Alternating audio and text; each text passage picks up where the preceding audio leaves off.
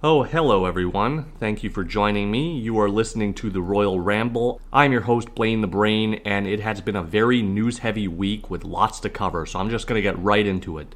I'll start with a review of this past week's NXT Vengeance Day card before switching gears and talking about all the news of the week, and then more reviews to come with the Elimination Chamber recap, and I'm also joined by my good friend, Post-Wrestling's Ting, to talk about that insane Peacemaker finale. Vengeance Day kicks us off this week. It took place Tuesday night and it was a jam-packed card. The cage match between Pete Dunne and Tony D'Angelo was a pretty good encounter with kind of a surprising outcome. I did not expect Dunne to go over there, especially if D'Angelo is one of the guys labeled as a future of NXT, but a good match nonetheless.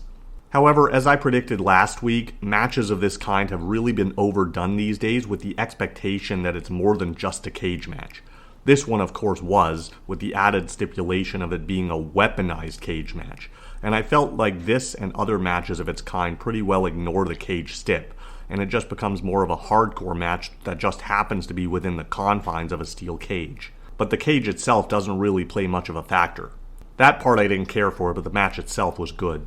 The women's tag title match was one of the pleasant surprises for me. I'm not really a fan of either team, both in terms of their characters or their ring work, but this match I thought was good.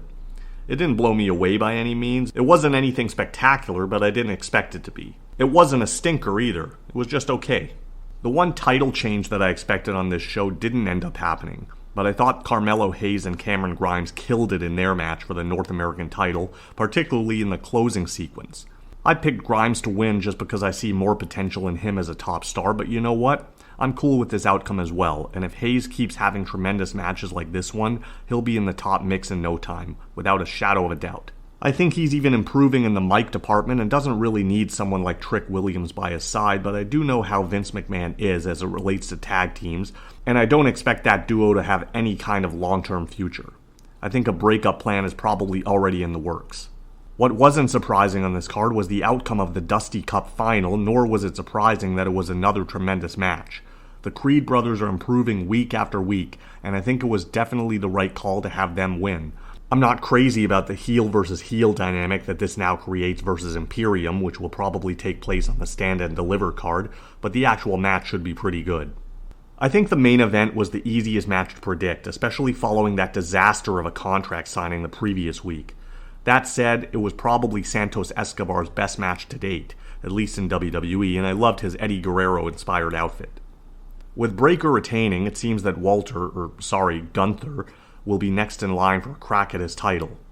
And I think that's probably the biggest match you're going to make using who's currently available. But realistically, Gunther cannot lose this match as you want to keep his mystique alive, and by then, assuming it'll also take place at Stand and Deliver, Breakker would have had an impressive run.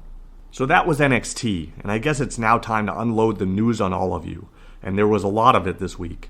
The biggest story of the week, of course, as reported by multiple news sites and later confirmed by Tony Khan himself, is that AEW has officially parted ways with the Rhodes family, well, at least two of them. Cody and Brandi Rhodes are on their way out of the promotion. This announcement resulted in a lot of fan speculation as it relates to where they might end up and what brought on this decision, being that Cody was one of the founding fathers of the promotion. Latest I've heard is that Cody and his wife Brandi could be WWE bound, which I'm not so sure is a good idea for him, as he's taken several cheap shots at the company both on and off screen in recent years, and I don't doubt for a minute that they would be that petty to punish him in retaliation. But that's not where the money is. I think at least in the early going, he will probably be positioned as a big deal and may in fact get some kind of mixed tag match at WrestleMania or another big card against potentially Miz and Mrs., or even Triple H and Stephanie if it gets to that. I think more people would probably be interested in the Trips and Steph match, but it would highly depend on the health of Paul Levesque. I also wouldn't rule out Edge and Beth Phoenix as a possibility there. A lot of congratulations were handed out this past week as well, as Samoa Joe was announced as the latest inductee into the ROH Hall of Fame. I wonder if this could lead to Joe potentially ending his career in the place where it all began. I'd love to see him back in action, but his health would also be a huge question mark at this point. Speaking of Hall of Fame inductions, the biggest one of all time may be upcoming at this year's WrestleMania in Dallas.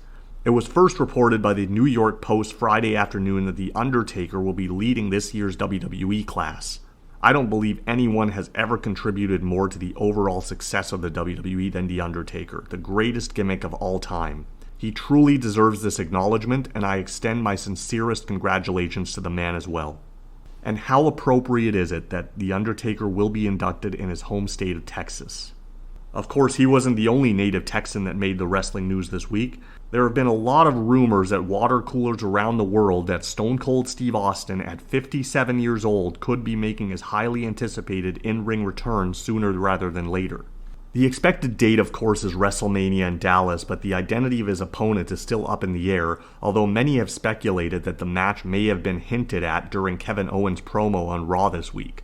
I think that could be a good return match for Austin, but I question if this is a wise idea to step back into the ring after an almost 20-year absence.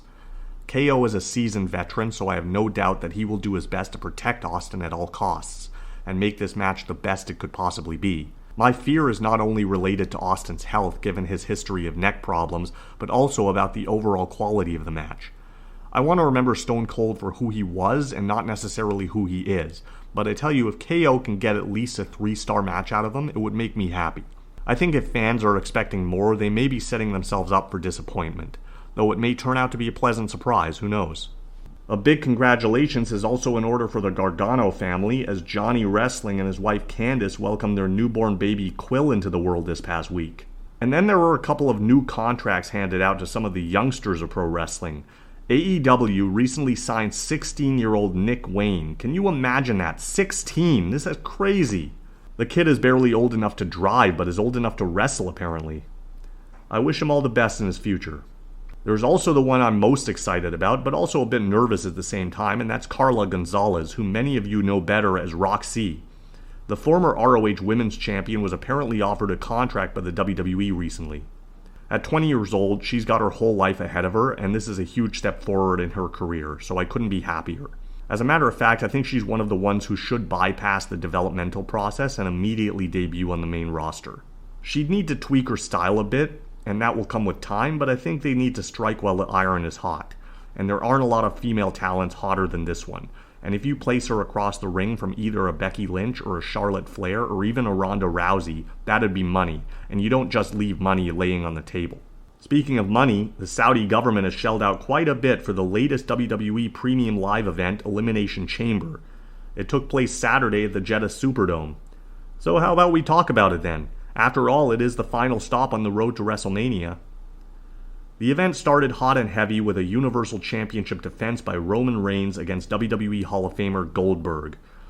I don't think there's anyone within the sound of my voice who didn't see this finish coming. The match itself was okay. It was pretty typical for a Goldberg match. There were a couple of hope spots, but as he went for the jackhammer, Roman countered and applied the guillotine. Goldberg fought as much as he could, but eventually faded, and Roman keeps the title, which again, I'm sure we all knew would happen. The Women's Elimination Chamber match was up next, and I have to say that all the ladies were appropriately attired for a Saudi event. Liv Morgan actually paid homage to Britney Spears with ring gear apparently inspired by the Oops, I Did It Again video. The match was pretty good, I thought, and they actually used the cage as a weapon, which caught me by surprise because usually it just ends up being a regular hardcore match within the confines of a chamber. The eliminations didn't start happening until Rhea Ripley entered the structure fourth and made quick work of her former tag team partner Nikki ASH, putting her away with the Riptide. Morgan got the surprising elimination of Doudrop with a powerbomb out of the corner, which I believe was the first match Liv won in about 3 months. But that winning streak didn't last long as she ended up being put away by Alexa with Twisted Bliss. Given all the attention that Bliss has gotten in the last several weeks on Raw, I thought there may be a chance for her to pull this one out, but boy was I wrong. After Bianca entered last and put Ripley away with the KOD, she then vanquished Bliss with the same move to earn her one-on-one rematch with Becky Lynch for the Raw Women's title at WrestleMania.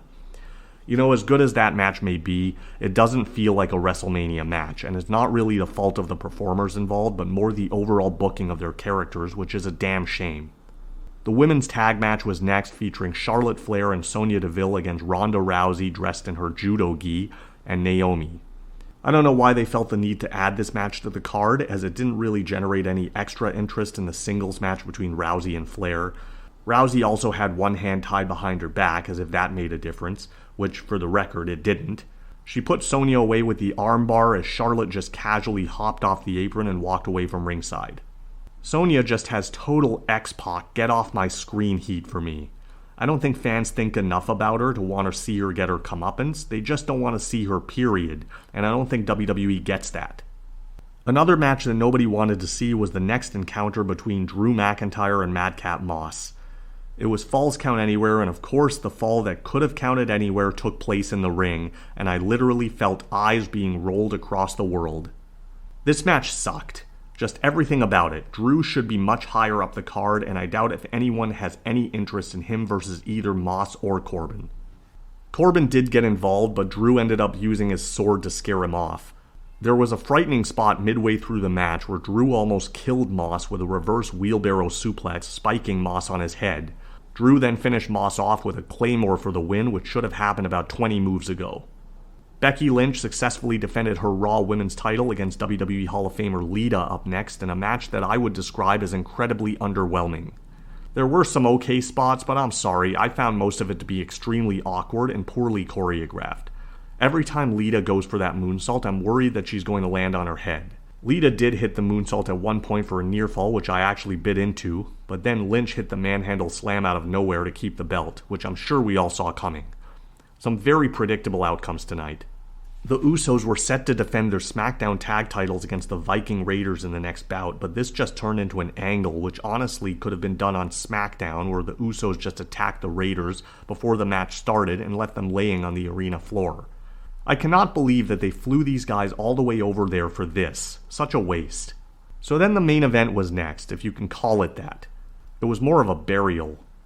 It was the Elimination Chamber for the WWE title, held by Bobby Lashley, who barely saw the light of day in this match. Rollins and Theory started out and had a pretty good sequence of moves going until Rollins executed a powerbomb to Theory into Lashley's chamber pod, which effectively took Lashley out of the match, although he wasn't officially eliminated. Lashley did suffer an injury in his match with Brock at the Rumble, so he is legitimately hurt, and is expected to be out of action for about 4 months, thus missing WrestleMania, and this was their way of writing him out of the storylines and this match. I mean, it begs the question, why didn't they just replace him in the match to begin with? Or better yet, why did they have him win the title in the first place? So many questions, so little time. The match didn't really even start until Brock got in, conveniently the last one out of the gate, and pretty well destroyed everybody. Within a matter of seconds, Brock eliminated Rollins, Riddle, and Styles with an F5 apiece, leaving him alone with Theory, who he chased up to the top of a chamber pod, and then nearly murdered with a massive F5 off the pod, with Theory landing in the walkway between the cage and the ring, almost landing on his feet, which is about the safest way possible to land from that height. And then, to the surprise of no one, Lesnar pulled Theory into the center of the ring for the final 3 count, and we have our main event set for WrestleMania, which will be Brock Lesnar versus Roman Reigns in a title-for-title match, leaving me sitting right here at the edge of my seat. But at least, as I said, it's the final stop on the road to WrestleMania, so we have 6 weeks of build, which should be decent enough to develop some storylines if they so choose, which is not always the case. At this point in the show, I need to throw up the spoiler alert warning because I sat down with my friend from Post Wrestling, Ting, to chat about last week's finale of Peacemaker Season 1. Take a listen. So before we start talking about the series, I wanted to ask a bit about your own history as a comic book fan. Were you ever into the Suicide Squad and its cast of characters? Yeah, well, first of all, thanks, Blaine, for having me on the show. It's a wonderful excuse to catch up with you, somebody I've known for a long time now, and not speaking for quite a while, other than maybe some online correspondence. So thank you so much. Of course. But you know, as Suicide Squad comics themselves, no. I mean, I'm very much a Marvel guy, so you know, really most of my history of collecting comics as a fan was mainly Marvel based. I mean, I dabble in DC here and there, but certainly not to the level of depth of, you know, what I would consider a pretty C-list character as, like, the Peacemaker. And I think, though, because I'm a big MCU fan, I'm a huge James Gunn fan. And that was ultimately what attracted me the most to the Suicide Squad, which is, you know, the sequel that he directed, and subsequently the Peacemaker show. So, I mean, I think with Peacemaker, all I really knew about the character going into the Suicide Squad was the fact that it was a character that basically influenced the comedian from The Watchmen. Okay. You know, so which is I mean, arguably like the most well rated or most highly rated, you know, classic kind of graphic novel that's out there. Mm-hmm. And you know, Alan Moore taking a lot of the Charleston comics characters that DC owned at the time and basically, you know, creating his versions when they didn't allow him to use the actual characters. And Peacemaker was at least, you know, one of the major influences for the comedian. So that was really it. And then, of course, you know, the fact that it was John Cena playing the character. I mean, I'm always interested to see, you know, his the status and his development as an actor in Hollywood. Mm-hmm. What do you think about the whole anti-hero genre? Like, I mean, you mentioned that you're a Marvel fan, and they've kind of introduced that concept with Marvel as well, with characters like Deadpool and Cable and stuff like that. But what do you think of the genre in general?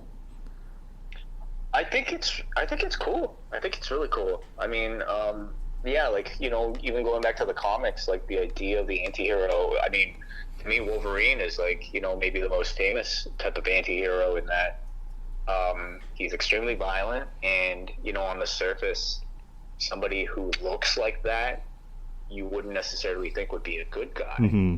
But you know, what it ultimately means is, and this kind of extends, of course, to pro wrestling, is like, you know, like the age of, like, you know, people like Stone Cold Steve Austin becoming top baby faces instead of, like, you know, a clean cut Bret Hart or Hulk Hogan. Right. I mean, it's, you know, they are true to themselves, and when you have that same sort of like rough looking, hard edge, you know, ultra masculine type of character exhibit, I think, strong moral values and strong ethics, it just kind of makes you like them that much more. So I love it. And at least in terms of, like, you know, TV shows or superhero comic movies, it definitely feels like they can be a lot more interesting, you know, as characters to tell stories with. Right. Yeah. And building off of that last comment, actually, so a lot of the MCU movies these days have now become live-action TV series via Disney Plus and other platforms. But because of the multiple crossovers, not only do the movies now have to be seen in sequence, but in some cases, viewers would need to watch a TV series to be caught up as well. With Peacemaker, although not a Disney product, DC seems to have adopted that same formula. How do you feel about that? Do you think movies and television should be kept separate? Well, I think it's wonderful that there are, like, TV shows, but I think so much of it is due to just the way that content is being consumed now in the form of streaming platforms owned by, you know, these major companies. Right. You know, they might make a lot of money off of major Hollywood releases, but I think they now more than ever also rely on the chunk of their portfolio that, you know, requires you to pay a certain fee per month to access their content. And therefore there's a lot more value or there's as much value potentially in, you know, like a Marvel Studios TV show, if it means it can get somebody to subscribe for $6 a month, recurring for the rest of their lives, versus, you know, paying, you know, $15 2 to 3 times a year. So I love it.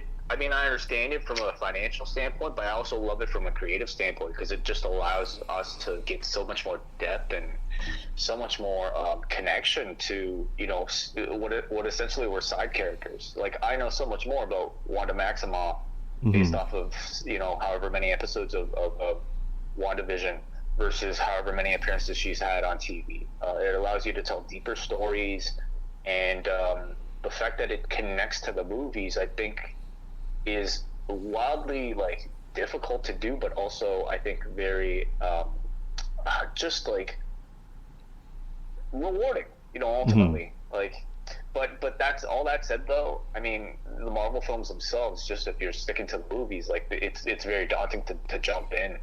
So I think if you're not really into it at this point, unless you like, you know, decide to devote a good 2 weeks of your life binging on everything, it's a bit hard to catch up, but that doesn't mean you can't enjoy it. I know people that just only watch WandaVision and were able to enjoy it. You might just not get everything out of it, but I think, you know, though, like with Endgame being as big as it was, like a lot of people are caught up all the way. So, I mean, as a fan, I love it. So now looking at the actual Peacemaker series, what did you think about the transition from Suicide Squad to the show?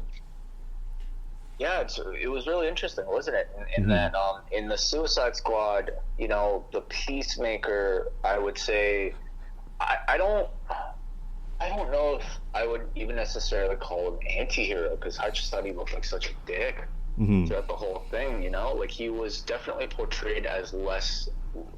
He's likable in that, okay, it's John Cena, this kind of big dumb goof who, like, you know, shoots and mindlessly kills, ironically in the name of peace. He's likable in that sense, but, like, do I like him as a person? No, I don't. Like, he killed, you know, Rick Flag, which I think was one of the principal characters of the last Suicide Squad, and, you know, like, ultimately, all the struggles that he goes through, you know, and really showcasing a lot more of his humor as well than what you got in Suicide Squad. So, I don't know if that answered the question or not. Yeah, for sure. And aside from Cena, of course, what have you thought about some of the other casting choices? I mean, they have like Danielle Brooks, I believe is her name, from Orange Is the New Black.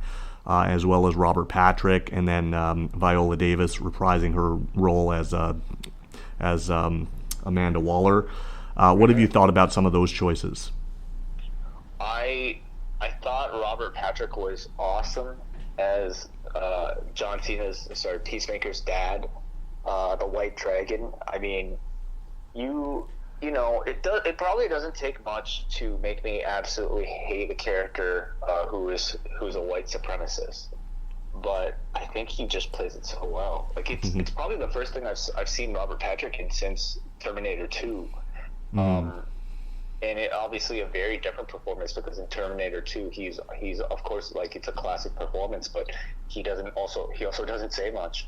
Here, like, you know, he plays basically like a very despicable clan leader, and it's very convincing. I just absolutely hate him. And, you know, can we do spoilers here? Yeah, absolutely. Okay, well, basically, whenever he meets his conclusion in the series, it was incredibly satisfying. So I thought he was great. I thought, as far as the cast goes, I really liked Jennifer Holland as Amelia Harcourt. You know, she played sort of like the serious, most, I think, most capable of the cast really well. She was very good. I've also really enjoyed Danielle Brooks as Adebayo. She's just fun and very likable, and, like, you know, had great chemistry with Cena. I liked also Mern. You know, like, I think Mern's performance was really interesting in that, like, he had to play somebody who had to secretly be a butterfly, a possessed alien, and somehow, like, it worked, like, because he had to be a leader, he had to be a human, yet at the same time he had to be almost like inhumane, like alien-like, almost robotic. And I thought he was able to pull it off pretty well. But, like, the reveal was done really good. I mean, the rest of the cast, I think, were hilarious. Like, Economos was hilarious, Vigilante was hilarious. But I have to say, I do have some issue with, I think, some of the... And this is going to be controversial, I feel, because, like, I think one of the strengths of this show to many people is the dialogue, is the James Gunn, you know, back and forth dialogue. Right. For me, I love him when he writes for the Guardians. I love him when he writes for the MCU. But, like, writing for this show, I think they let him like drop the F-bombs and like drop the cussing too much. And obviously, I don't have an issue with like somebody using like profanity in their TV shows, but I felt it was just done so much in a way that it felt unnatural, and the asides were so frequent that it just took me out of the immersion that this was a bit more realistic. Like, Deadpool obviously has a whole lot of asides, but somehow, like, for me in that world, when it's only Deadpool that's the character doing the asides, it totally is fine. Like, I can still immerse myself in it. This is a cast where you have like everybody is a bit of a Deadpool, and Right. they'll just like completely like jump in on like the same, oh man, like a very long aside. And again, like, this might be controversial because I think it's the reason why a lot of people like this show, but for me, I felt like they kind of let James Gunn be James Gunn a little bit more than my own preference is. So Vigilante is really funny, but like I just found it annoying, and maybe that's the point at times as well. But I didn't love the characters as much as maybe some of the more dialed back ones. Was it surprising at all to you that Viola Davis's character, Amanda Waller, didn't play a bigger role in the series, given her role in the Suicide Squad? Yeah, maybe not as much, because I mean, I imagine maybe Gunn wanted to have this be definitely like more of a real separate spin-off rather than something that was a direct sequel to the Suicide Squad. And also, she probably came at a bigger price tag than maybe some of the others. And that's a good point. Just my speculation. But I also think it allowed a chance for for them to develop a bunch of other characters without sort of like the baggage that like Amanda Waller might present, given her other connections to the DCEU. So it didn't surprise me so much, like it tends to be, like, would it be more connected if she was? Because like the Marvel formula is, we're going to take these side characters from various different franchises, like in what is it, WandaVision, you're going to bring back Wanda, you're going to bring back Vision, you're going to bring back what's the agent's name from Ant-Man, like all these people are going to jump in, whereas here it's like we're going to come up with completely new characters, and I kind of like this a bit more, at least for DC. I like this more. What did you think about the Justice League cameo in the finale there? I thought it was awesome. I had it spoiled for me, unfortunately, because I got to the episode a bit later than usual, so I knew it was coming, but I didn't exactly know who would show up, or whether or not it would just be the silhouette. When I saw the silhouette, I was like, oh, okay, yeah, so this is how they're going to do it. Kind of like the Shazam. Did you watch Shazam? I did, yeah. Like, when they had the Superman chest show up in the school at the end, which I thought was kind of really lame, but, I mean, you couldn't. Anyway, you can CGI the man's mustache off. You can't at least get the Henry Cavill's CGI face to show up for that cameo. Anyway, regardless, I thought that was all this was going to be. Was like, oh, okay, we're going to see the silhouettes of the Justice League, and not even every single member. But when they actually had Ezra Miller and Jason Momoa show up and actually deliver like really funny lines, I thought it was great. And the fact that it was so understated, like they just walked past them and it's like, here we have like these movie stars and like they're so insignificant. I thought it was such a fun James Gunn thing. What do you expect to see in future seasons? Oh man, well, I mean, we're only getting started with this. I mean, they did kind of kill the head butterfly, but we can always make a comeback. We don't know if there are more butterflies lying around in different civilizations, different planets. Like something like that happens, and I feel like it's bound to create bigger stakes and some sort of domino effect, interstellar or whatever. But like with, I think there's even more potential with this than the Guardians, because like number one, it's definitely a bit more sequestered than the Guardians are to the rest of the MCU, because right now, like, if you're only watching the Guardians movies, like 1 and 2 are very well connected, but then 2 and what the upcoming 3 will be will be very, very different, because in between you had so much happen to the characters in between Endgames. But Gamora is not even the same Gamora. Right. So they're gonna have to like somehow catch us all up on all of that. Whereas I think the Suicide Squad will really just kind of stay on his own. I don't think at this point they're gonna do another. Sorry, not Peacemaker. I meant Peacemaker. Because I don't think at this point they're gonna do another Suicide Squad, because I don't think it did too well at the box office. So there's not as much baggage, and with this current crop of characters, I mean, really, they're just fun to watch together. Despite what I had to say about maybe some of the dialogue, I mean, the crew themselves are a lot of fun together, and you just kind of place them in any sort of adventure going up against any sort of adversary, and I think it'll be fun. Absolutely. I do think that, maybe Gunn is going to be allowed to rely, like, he's going to be able to dig into, like, the DC bag of toys probably a bit more if he wanted to, but it seems like Gunn would prefer actually to pick from obscure characters. But I just look forward to seeing what they do, because I think there's no shortage of adventures for the team to go up in. Now, we're a little bit over time here, but I just wanted to, before I let you go, I wanted to introduce you and invite you to participate in a regular segment of the show. It's called Personality Profile. It's basically a lightning round of interest-related questions, similar to WWF magazines, which I used to collect back in the day. They had a similar feature where the editor would ask wrestlers non-wrestling related questions. So I thought it would be a lot of fun if you have the time to participate here. Yeah, of course. Absolutely. Sure. I love these types of questions. Yeah. Okay, so we'll start with favorite band or musician. Okay, favorite band or musician? I mean, all time. I mean, I have different favorite bands depending on the phases of my life. But like, whenever I'm asked this question or whatever, I think about this question. I usually go back to like the time where I feel like I had most of my identity attached to a band, and that was probably when I was first starting to get into music. Like when I was a teenager, where I mean, I think so much more of your identity is attached to the things you like. So at that time, it was probably Weezer. Not so much, I can't really say they're my favorite band anymore, but certainly like a band that I think I had a really strong connection to at the time. And then like maybe later on when I got into university, that band for me was Interpol. When I was like into really a big indie rock phase.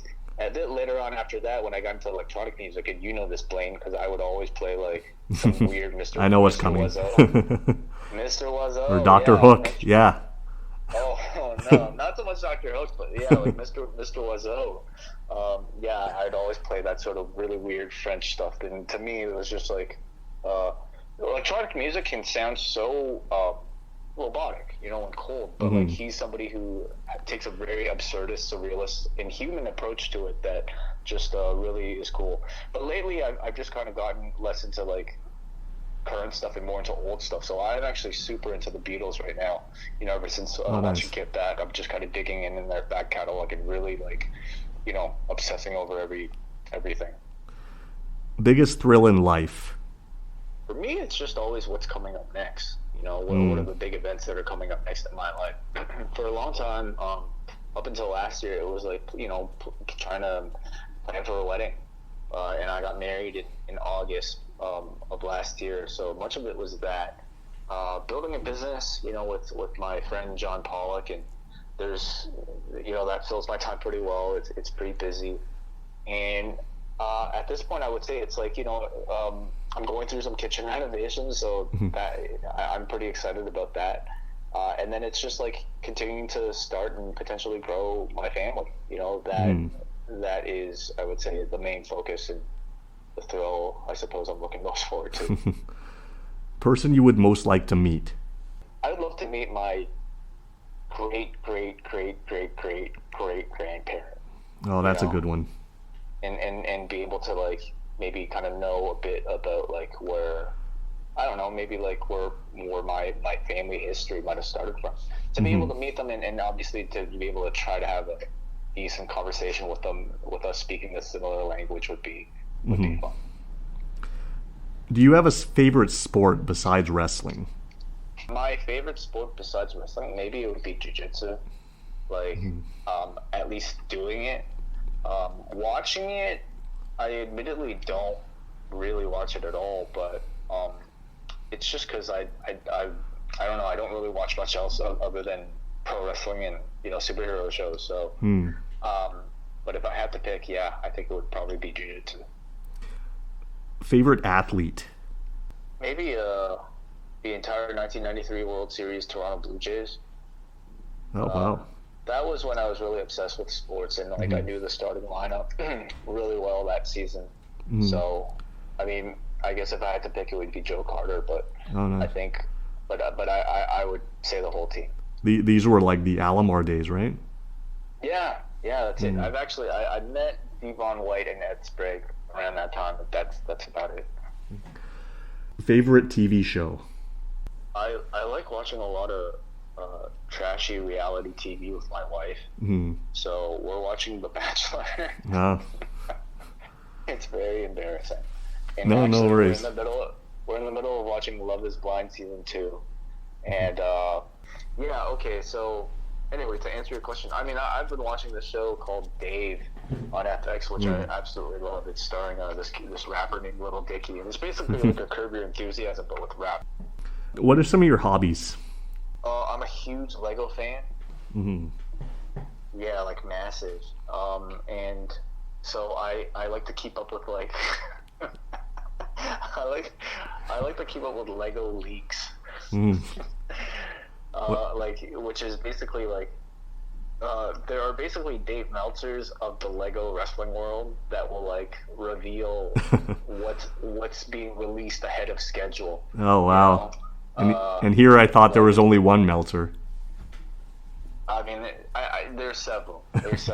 in the Lego space. I mean, like people will somehow dig up these like grainy images of boxes of like Lego that's set to be released, months down the line, and then people will speculate about like the descriptions of what sets are like.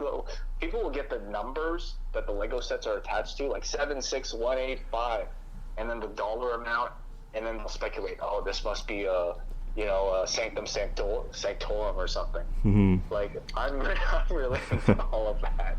So that's kind of been my hobby. It's not even, I mean, I collect it as well, but more so my fandom also comes with just like the speculation and the discussion of like what it is, and watching reviews of Lego sets on YouTube.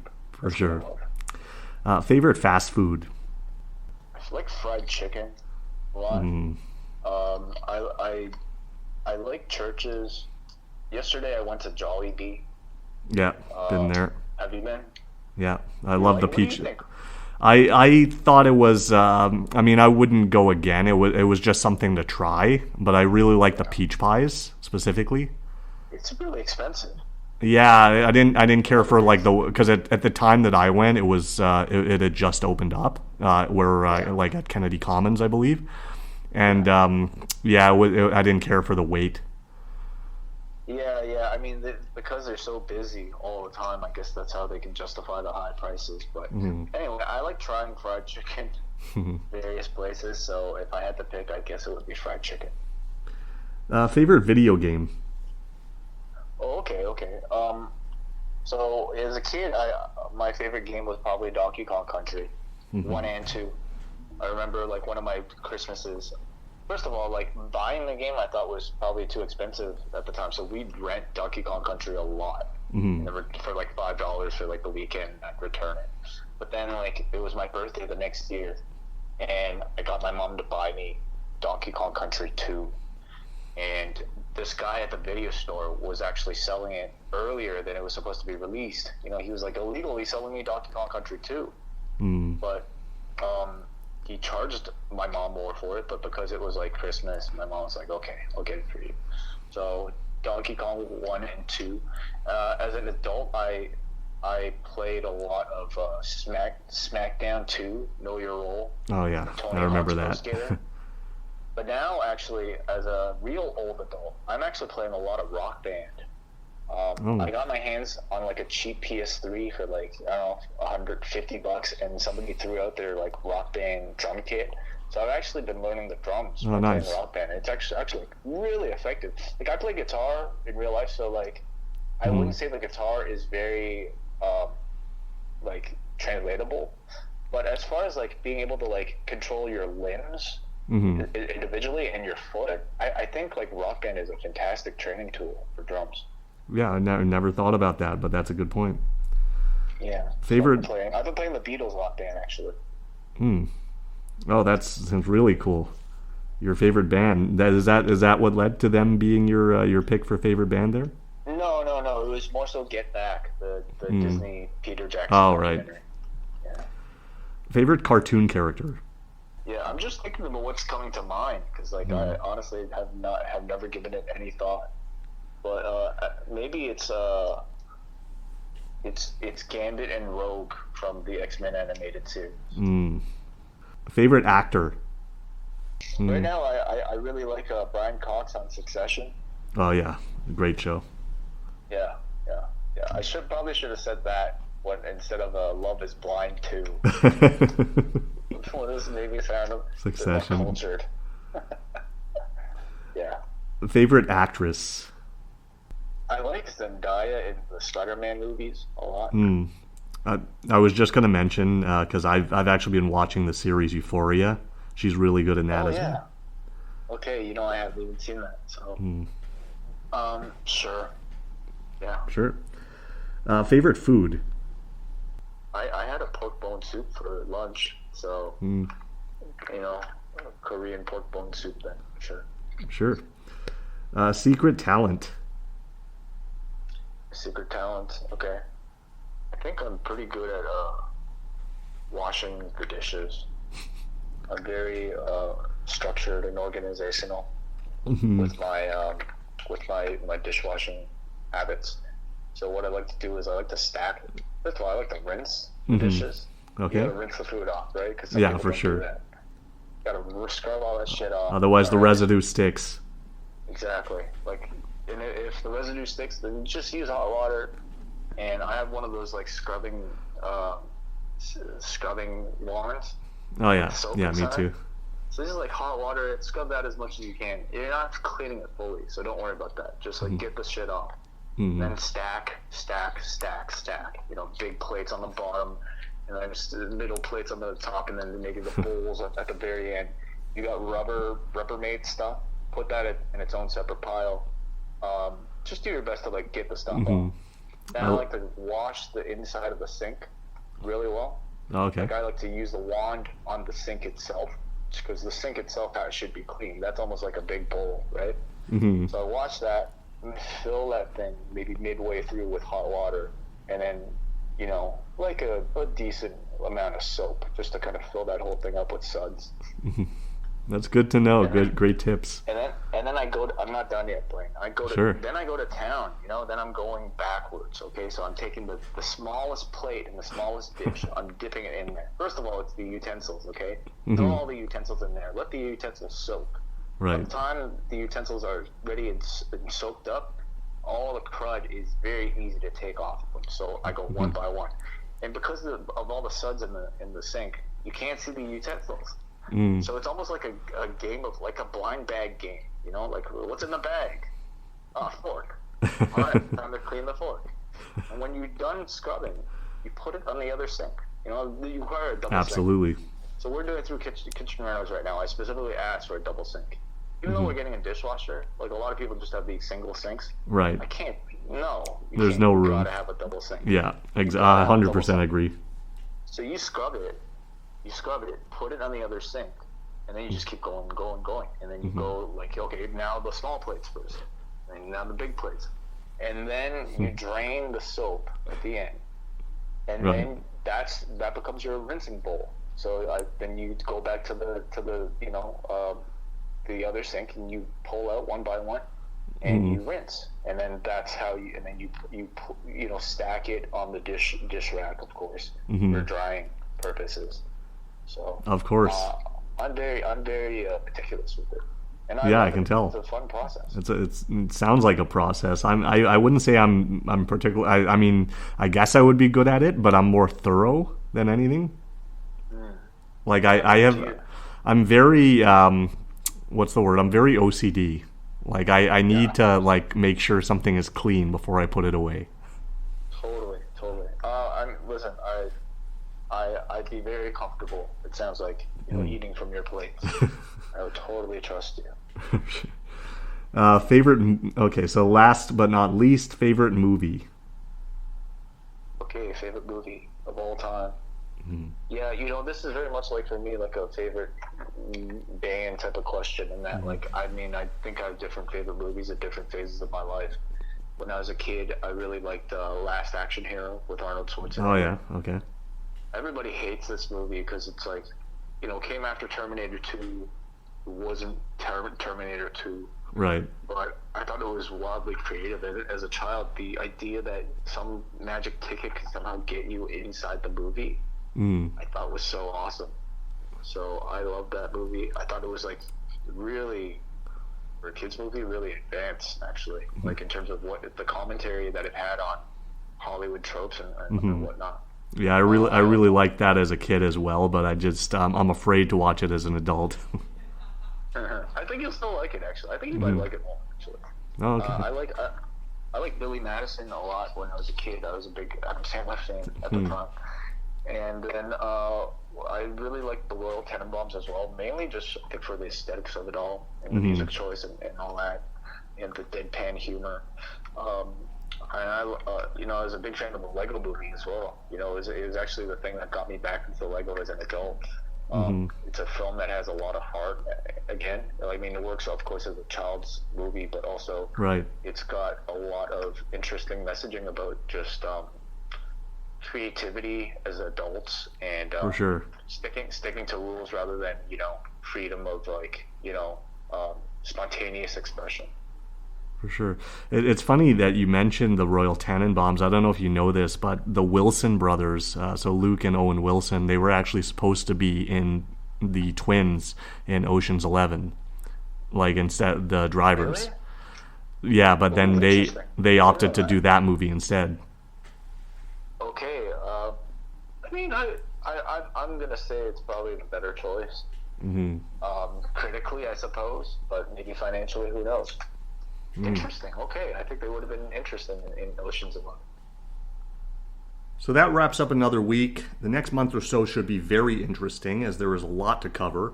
I'll be back in my regular Sunday afternoon time slot next weekend talking about all of the news of the week and hopefully have more interviews lined up for future shows. So stay tuned. Until then, it's ABC.